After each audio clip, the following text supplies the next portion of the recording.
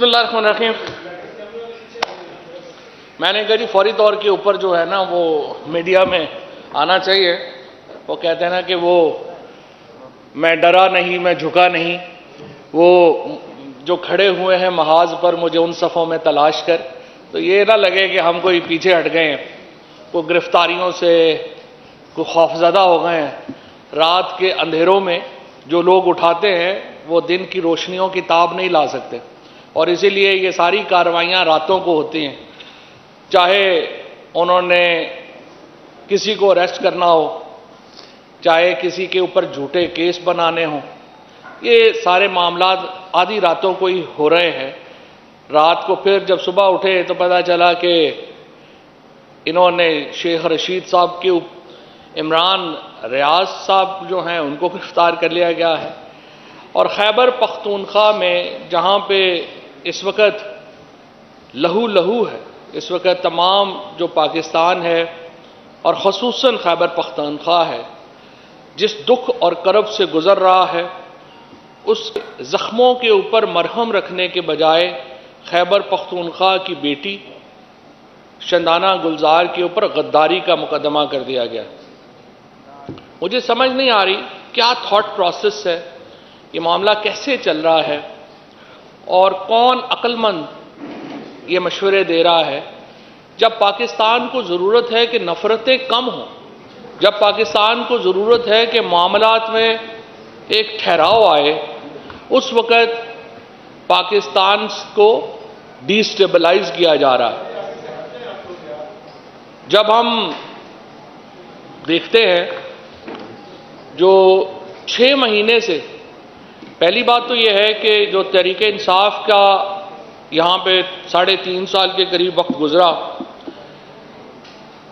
ہم نے دہشت گردی کے اوپر بہت ہی احسن طریقے سے قابو پایا۔ پاکستان میں ایک دھماکہ نہیں ہوا قابل ذکر جس سے کوئی اس ریجن ہل گئی ہو۔ اور میں آپ کو یہاں پہ یہ بھی بتانا چاہتا ہوں کہ یہ وہ دور تھا جب افغانستان کے اندر ایک بہت بڑی تبدیلی آ رہی تھی۔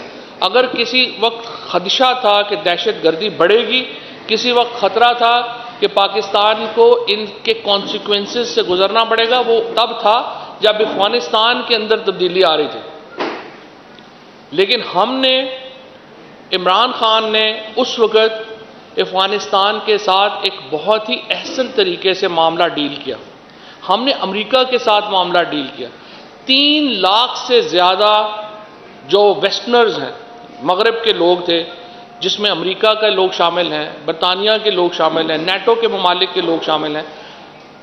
افغان طالبان نے پاکستان کی درخواست کے اوپر ان کو افغانستان سے باہر نکلنے میں مدد کی۔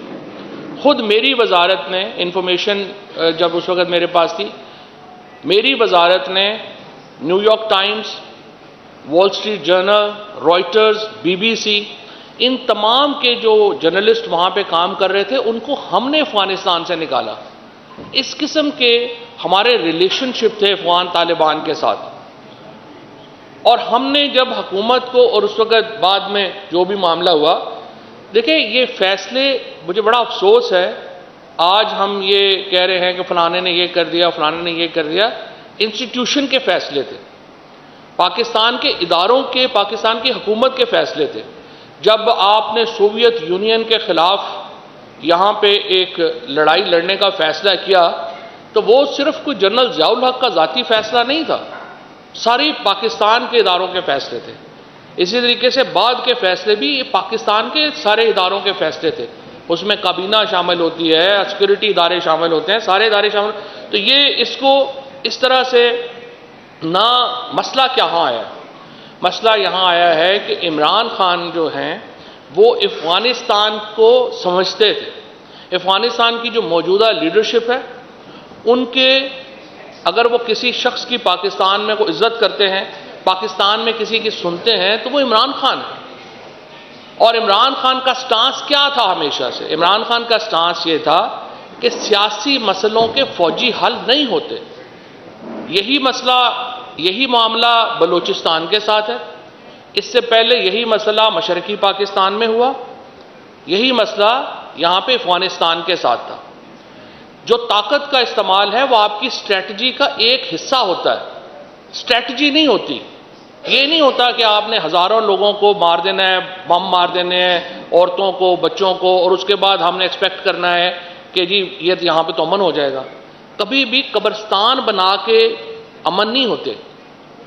لہٰذا جو ہم کہہ رہے تھے 6 مہینے سے، ہم بتا رہے تھے آپ نے عمران خان کی، تحریک انصاف کی جو حکومت کی جو پالیسی تھی وزا افغانستان، آپ نے تباہ کر دی ہے۔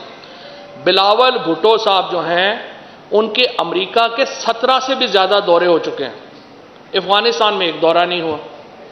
شہباز شریف جو ہیں انہوں نے کبھی سنا ہی نہیں ہوگا آپ نے کہ کبھی افغانستان کے اوپر کوئی میٹنگ لی ہو۔ آپ یہ ٹی ٹی پی کا جو معاملہ ہے حل نہیں کر سکتے جب تک افغانستان کی لیڈرشپ آپ کی پشت پہ نہیں ہوگی، جب تک آپ کو ایک ڈپلومیٹک ریلیشن شپ آپ کے ان کے ساتھ ایک ریلیشن شپ نہیں ہوں گے، کیونکہ سمپل بات ہے، حملہ لوگ کرتے ہیں اس کے بعد وہ افغانستان چلے جاتے ہیں۔ جب تک ان کی سپورٹ آپ کو حاصل نہیں ہوگی، جب تک آپ چیزیں بہتر نہیں کریں گے، خالی یہاں پہ اس طرح سے طاقت کے استعمال سے معاملات پیچیدہ ہوں گے۔ طاقت کا استعمال ایک نقطہ نظر یا ایک اسٹریٹجی ضرور ہے، لیکن یہ مکمل اسٹریٹجی نہیں۔ آپ نے جس طریقے سے پاکستان کے اندر یہ معاملہ چلایا ہے، افغانستان کے اندر جس طریقے سے آپ نے اس کو تباہ کیا ہے، اس کے بعد اب ہم بالکل ایک ایکسپوز ہو چکے ہیں، اور ہمیں فی الحال اس حکومت کی تو کوئی پالیسی سمجھ نہیں آتی کہ آخر وہ چاہتے کیا ہے۔ خواجہ آصف جو ہیں وہ بیان دے رہے ہیں پارلیمنٹ کے اندر، وہ کہتے ہیں کہ ٹیررزم عمران خان لے کے آیا۔ اس سے آپ اندازہ لگا لیں کہ کتنے سیریس لوگ ہیں، اس سے آپ اندازہ لگا لیں کہ ان کو پتہ ہی نہیں ہے کہ افغانستان کی صورتحال کیا ہے، اس وقت سچویشن جو ہے وہ جا کدھر رہی ہے۔ اگر عمران خان ٹیررزم لے کے آیا ہے تو ہمارے 3.5 سال میں کیوں ٹیررزم نہیں تھا؟ ہم نے تو انٹرنیشنل کرکٹ پاکستان میں بحال کروا دی، ہم نے پاکستان کو پہلی بار جو تھے وہ ٹورزم ڈیسٹینیشن پاکستان جو تھا، اگر آپ کو یاد ہو 2021 میں 2020 اور 2021 میں چل رہا تھا فرام ٹیررزم ٹو ٹورزم۔ 9 مہینوں کے اندر پاکستان واپس ٹورزم سے ٹیررزم کے اوپر چلا گیا۔ اس ملک کی انہوں نے کمر توڑ دی ہے۔ آج ڈالر دوبارہ 271 روپے کے اوپر چلا گیا ہے۔ حماد اظہر صاحب ابھی جو ہے وہ معیشت کے اوپر ڈیٹیل بات بھی کریں گے۔ ایک طرف پاکستان زخمی ہے، ایک طرف پاکستان کی جو مڈل کلاس ہے، لوور مڈل کلاس ہے، اس کی کمر ٹوٹ گئی ہے۔ 30,000 روپے سے لے کے 2 لاکھ روپے مہینہ تک کمانے والا جو شخص ہے وہ اس وقت غربت کی چکی میں پس گیا ہے۔ اس کو سمجھ ہی نہیں آ رہی بچوں کی فیس کیسے دینی ہے، تیل کی قیمتیں جو ہیں وہ کدھر چلی گئی ہیں، اور اس کے بعد دہشت گردی واپس آ گئی۔ اب جب اس قدر صورتحال آپ کی گھمبیر ہے تو بجائے اس کے کہ آپ پولیٹیکل فورسز ادارے بیٹھیں اور کچھ سلوشن کی طرف جائیں، آپ نے گرفتاریاں شروع کر دیں۔ پہلے مجھے گرفتار کیا گیا، سب سے پہلے شہباز گل کو جو ہے یہاں پہ گرفتار کیا گیا، پھر اعظم سواتی کو گرفتار کیا گیا، پھر مجھے گرفتار کیا گیا، اب رات کو جو ہے آپ نے عمران ریاض کو، شیخ رشید صاحب کو گرفتار کر لیا، اور جو ان کے اوپر آپ نے پرچہ کاٹ دیا۔ اب آپ مجھے بتائیں پاکستان جو ہے وہ اس وقت اس تقسیم کا متحمل ہو سکتا ہے؟ ہرگز۔ اس چیز سے تو جو آپ کی ایک نئے اوفینسز جو ہیں وہ کریٹ کیے جا رہے ہیں۔ پہلے جناب اپنا وہ تھا کہ توہین حکومت ایک غداری ہے، پھر پتہ چلا جی توہین الیکشن کمیشن بھی غداری ہے، پھر توہین جو جنرل صاحبان ہیں وہ بھی غداری ہے، پھر جی توہین فلانا بھی جو ہے وہ غداری ہے۔ اگر پورا ملک غدار ہے، میں نے کل بھی یہ سوال رکھا تھا کہ اگر جہلم کا ایم این اے اور میاں والی کا ایم این اے غدار ہے تو پھر مجھے بتائیں پاکستان کا وفادار یہاں پہ کون ہے؟ اگر سب سے زیادہ لوگ جو اس وقت فوج کے اندر جو شہادتیں ہوتی ہیں وہ تو میرے لوگوں کی ہوتی ہیں، ہم جو تحصیل پنڈادن خان کے جہلم کے لوگ ہیں ہم دفناتے ہیں اپنے بچوں کو۔ میاں والی میں عمران خان ایم این اے ہے، وہاں سے سرگودا سے، یہ ریجن سارے کی ساری یہی ریجن جو ہے فوج ہم سے علیحدہ کیسے ہو سکتی ہے؟ فوج سے ہماری یا اداروں سے ہماری جو ہے وہ جھگڑا کیسے ہو سکتا ہے؟ ہم اداروں سے ہے، ادارے ہم سے ہیں. ہمیں صرف یہ سمجھ نہیں آ رہی ہے، یہ جو مریم نواز اور یہ نواز شریف کی جو، میں صرف یہ کہتا ہوں اداروں سے، آپ نے یہ نواز شریف، زرداری، فضل الرحمان کا اتنا بوجھ نہ اٹھائیں کہ آپ کی کمر ہی اس میں جو ہے اس میں دوری ہو جائے. آپ نے ان نالائق، نااہل اور احمق حکمرانوں کا اور کرپٹ حکمرانوں کا اتنا بوجھ اٹھایا ہے کہ آپ کی کمر دوری ہو گئی. اس وقت نواز شریف صاحب جو ہیں وہ لندن بیٹھے ہیں، بچے ان کے لندن بیٹھے ہیں، پیسے سارے ان کے لندن ہیں. شہباز شریف صاحب وہ لندن بیٹھے ہیں، اور یہاں پہ ڈمی حکومتیں بنا دی گئی ہیں خیبر پختونخوا میں اور پنجاب میں. آئین کیا کہتا ہے؟ 90 دن کے اندر آپ نے الیکشن کروانے. ابھی میں حیران ہو گیا گورنر خیبر پختونخوا کی پریس کانفرنس سن کے، وہ ایسے بیہیو کر رہا ہے جیسے صوبے میں گورنر راج لگ گیا. بھئی تم ہو کون یہ باتیں کرنے والے؟ اور تم بتا کیوں رہے ہو کہ یہ ایک پالیسی ہے اور وہ پالیسی ہے؟ You are nobody. Chief minister K P جو انٹرم لگے ہیں، وہ جو 1.5 مہینہ یا 2 مہینے چلانا ہے وہ انہوں نے چلانا ہے. اور پنجاب میں ایسی کابینہ لگائی گئی ہے جن کو گھر والے بھی نہیں جانتے یہ کون ہے. جو لوگ گھر سے اپنے محلے سے کونسلر الیکٹ نہیں ہو سکتا وہ وزیر اعلیٰ ہے، اور وہ چاہتا یہ ہے کہ میرا اقتدار ہی ختم نہ ہو. جو اس وقت پنجاب کی کابینہ میں لوگ بیٹھے ہوئے ہیں، ان کو اپنے گھر والے دوبارہ سالن دینے کو دوسری پلیٹ مانگے نا، وہ منہ تھپڑ مارتے تم ہو کون. ان کو آپ نے وزیر لگا دیے، اور اب آپ کی خواہش یہ ہے معصوم سی کہ یہ وزیر اعلیٰ، یہ ڈمی جو امپوز کیا گیا ہے، اور اس کی کابینہ وہ ہم پہ حکمرانی کرے. اور اب ان کو بھی بات کریں گے تو آپ کو توہین جناب اپنا وزیر اعلیٰ کا نوٹس آ جائے گا. جس طریقے سے 90 دن کے بعد 91st ڈے ہوتا ہے اور پاکستان میں الیکشن نہیں ہوتے، پاکستان میں آئین کو ختم تصور کیا جائے گا. جو عدالت، دیکھیں میں نے اس دن بھی یہ بات کہی تھی، میں دھمکی ممکی نہیں دے رہا، ہم تو دھمکی دے ہی نہیں سکتے. میں آپ کو زمانے کی جو میں نے دیکھا ہے، جو کتابوں میں لکھا ہے، جو آپ نے پڑھا ہے، وہ ایک بڑی سمپل سا اصول ہے. وقت ایک سا نہیں رہتا. وہ جب مامون الرشید نے اپنے وزیر کو کہا کہ مجھے کوئی ایسی نصیحت کرو کہ اچھے وقت میں بھی میں دیکھوں تو اس سے مجھے سبق ہو، اور برے وقت میں بھی دیکھوں تو مجھے اس سے سبق ہو، تو اس نے اس کو انگوٹھی دی جس کے اندر لکھا ہوا تھا یہ وقت بھی گزر جائے گا، یہ وقت بھی گزر جائے گا. میں نے بڑے بڑے طاقتور جو حکمران ہیں، بڑے بڑے طاقتور لوگ جو ہیں نا، ان کو میں نے دیکھا ہے کہ وہ چند دنوں میں ان کو پتا چلا کہ ہماری طاقت ہی نہیں رہی. یہ تو ریت کی طرح ہوتی ہے طاقت، جب مٹھی سے ریت پھسلنا شروع ہو جائے پتہ بھی نہیں چلتا. میں نے یہ عرض کیا ہے، یہ جو بھی ججز کے پاس بھی جب یہ مقدمہ ہے، ان کے پاس 2 آپشنز ہیں، یا انہوں نے جسٹس منیر بننا ہے یا انہوں نے پاکستان کی آئین کی حفاظت کرنی ہے. جو جج بھی 90 دنوں سے آگے جانے کی بات کرے گا وہ پاکستان کی آئین شکنی کا مرتکب ہوگا.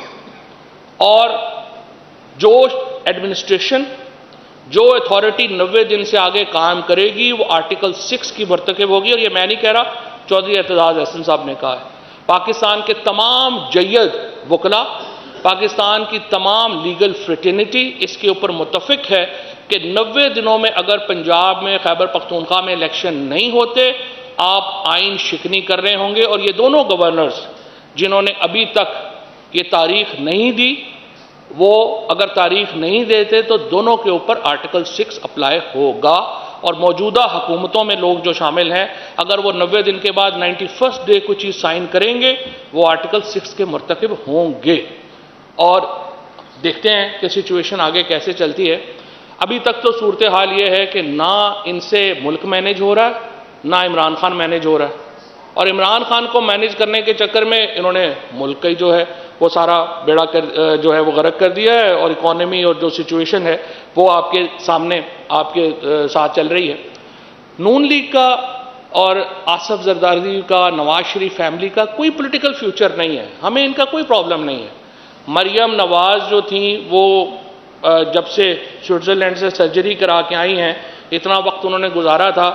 میرا تو ان کو مشورہ تھا کہ کسی نفسیاتی ڈاکٹر سے اپنا علاج بھی کروا لیتی، سائیکیٹرک علاج بھی ان کا ہو جاتا تو ذرا شاید بہتر باتیں ہوتی.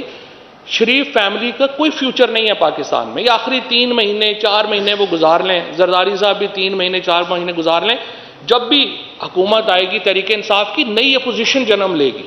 پاکستان کے اندر اپوزیشن کی سلاٹ ابھی خالی ہونی ہے, اور یہ میں دیکھ رہا ہوں کہ یہ جس طریقے سے سچویشن ڈیولپ ہو رہی ہے اور کئی لوگ جو ہیں وہ اپوزیشن کو آئے کر رہے ہیں, یہ بالکل صحیح ہے, یہ ایک ڈیموکریٹک پروسیس ہے. اپوزیشن, نئی اپوزیشن نے جنم لینا ہے.